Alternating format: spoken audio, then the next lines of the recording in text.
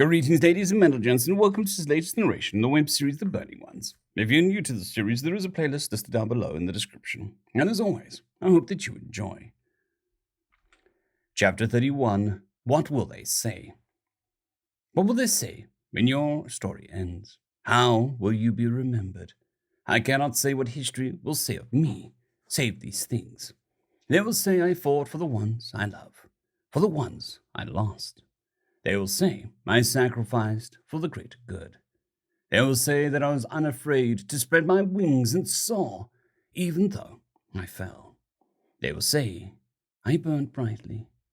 My name is Gaia Hightower, and this is the tale of my final days.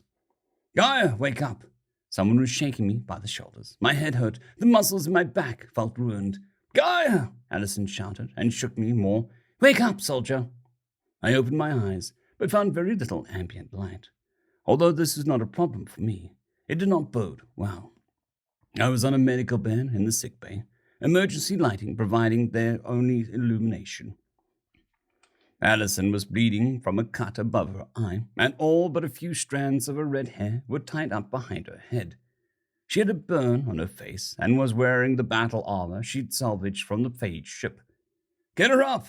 And get her moving, Zevi shouted from the hallway. We are running out of time. What's going on? Allison was pulling me out of the bed.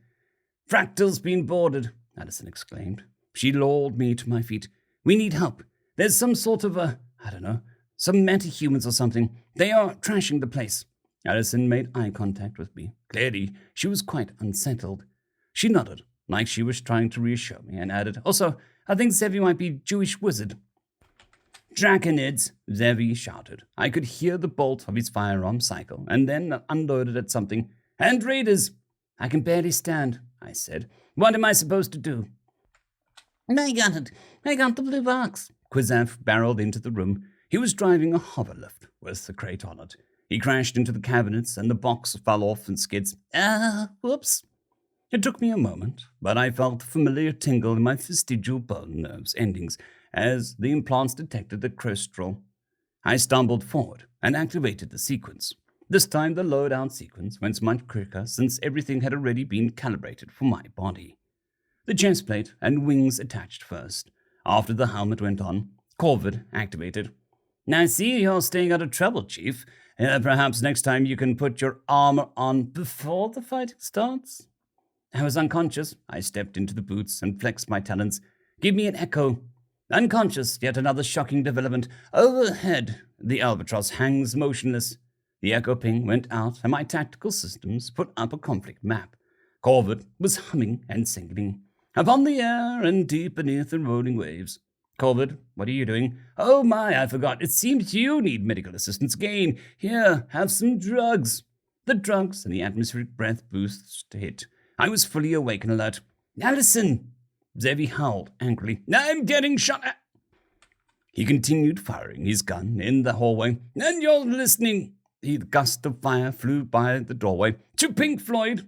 I like it. Cusav tissues pulsed mauve and blue. It is pretty. Corvid, I snapped, and realized he was also playing music through the speakers. Shut that off and load me a ranged weapon. Goodness, someone woke up on the wrong side of the nest. Ready, flechette caster? Stand by. This is what you get for leaving me in storage. The equipment pack on my back whirred as it built the caster. Zevi, I walked towards the exit. I'm coming out. They're dug in at the other end, Chief. I can't hit anything from here, Zevi admitted, exasperated. I can. I reached over my shoulder and grasped the handle of the newly formed flechette caster and stepped into the hallway, using my wings to shield myself and the cleric. Can you stir the pot? Zevi's guardian's eyes sparkled through his helmet. He laughed joyously. Oh, yes. The cleric formed a cluster of tight, compact balls of energy in his hand. Ready? Go. I lifted my wings, and Zevi stepped out. His guardian batted away plasma rounds on either side of his wings. Zevi raised his hand to his lips and blew on the orbs of light in his hand. They shot down the length of the corridor, zigzagging madly. They flew past the makeshift barricade the Phage soldiers had built from broken doors and crates and exploded, spraying molten sparks like a magnesium cluster bomb. The Phage stumbled out of cover, holding their eyes and trying to extinguish the fires currently burning their exosuits. Corvid lit up their weak points for me in my visor's heads-up display. I advanced and opened fire. I was not as fast or as precise as the sheepdog's marksman Don, but I hit my targets. "Good shooting," Zevi said. "Wish I could do that." Allison and Qzaf exited Foltane's laboratory. Qzaf was driving the loading skid again. This time, it was filled with medical supplies. "Come in, Zevi," Cooper's voice buzzed out of the cleric's radio. "My radio signal now." The Corvid hummed happily and patched me into the system. "Where are you? We need help. We are pinned down in Cargo 4. "Roger that," Zevi said. "I went to get the chief." "I told you that was too dangerous," Cooper growled. "I don't answer to you," Zevi waved his hand up the corridor that we had just cleared. "It's a good thing, because now I have 2 more able bodies to mount the defense with. Just get down here," Cooper barked. I could hear weapons fire and explosions in the background. Corvid reconfigured my wing structure for close quarters and defensive use instead of flight. I ran in front, moving as fast as was safely possible. As we ran, Zevi chanted to himself, praying, I suppose. He also overlaid Allison and my armor with some sort of energy barrier. "To me! To me!" Qzaf cackled from behind us. "I want to glow too!" We had traveled 3/4 of the way to the cargo hold when Corvid alerted, "Emergency halt, contact right 4 meters, 90 degrees. I skidded to a stop and barely managed to keep Zevi and Allison from barreling through me into the intersection. Luckily, Qzaf had figured out how to drive the loader much more effectively than applied the brakes before running us over. 3 ETD human pairs detected. Advise caution. I signed in the air to Zevi. 3 right. He readied more of his energy cluster charges. Zevi and I stepped around the corner together. He fired off his salvo and I immediately unloaded on the Draconoids. It was too little. Well, I saw the projectiles from my gun tear through their flesh and come out the other side, molten metal. The creatures howled and screeched, and then unleashed their own barrage of flames. Zevi deflected many of the blasts, meeting them mid-air with his own flames, but dozens still continued, unaffected.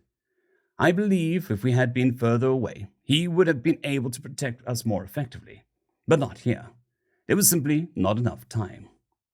Zevi cast a wall of light in front of me, and I filled the corridor with my wings, spreading them as wide as I could. Even with Zevi's shielding, the heat was intense, and I could see the edges of my wings beginning to glow, as if I had dropped from orbit into the atmosphere of a planet. "Cooper!" Zevi shouted. "I don't think we're going to make it to you. We're getting cooked out here." The flames were easily 5 times as hot as the infernal Lorenzo had conjured. A woman's voice came onto the channel. "Not today, Chewie. Clench up, you big furball." Zevi began laughing and activated the electromagnets on his boots. Corvid must have calculated something, because before I could tell him, the hydraulics of my boots fired, puncturing the deck with my armored talons and locking me to the floor. A beam of golden light pierced the hull, then shot down the corridor. Its section, as large as the hall was wide, was sucked into space. The Draconid fires streaked sideways towards the vacuum. With the terrible screeches, the 3 Draconids were yanked out of the ship and into the void. The bulkhead sealed behind me, protecting the rest of the ship, but before it closed, Qzaf was sucked through the gap in the door and the floor. He tumbled, screaming over my head towards the hull breach. I lunged and caught a cluster of tentacles before he was sucked out, and yanked him behind my wings. He was entirely green and shaking terribly. A human woman in gleaming golden battle armor floated into the passageway, carried by her guardian's huge golden wings. She reached for the emergency kit at the end of the corridor. It rattled open, and the contents spilled into the vacuum breach. Lee lashed a whip of golden light from her hands, caught the hull breach canister, and sealed the hole behind her in a semi-translucent nanomesh. Qzaf was still shaking violently. He managed to rotate his body to face Lee, all the while keeping his tentacles wrapped tightly around my forearms, and shouted, "Stop blowing holes in my ship!" End of chapter. I'd quickly like to thank the T5 peeps: Cold War Boomerwaffen, Sevaren Serberous, Bushmaster 177, Henry the Red, Casper Arnholtz, Cold War Boomerwaffen, Elijah Silvercross, Dragzoon W.R.E, and Sevaren Serberous. Thank you very much.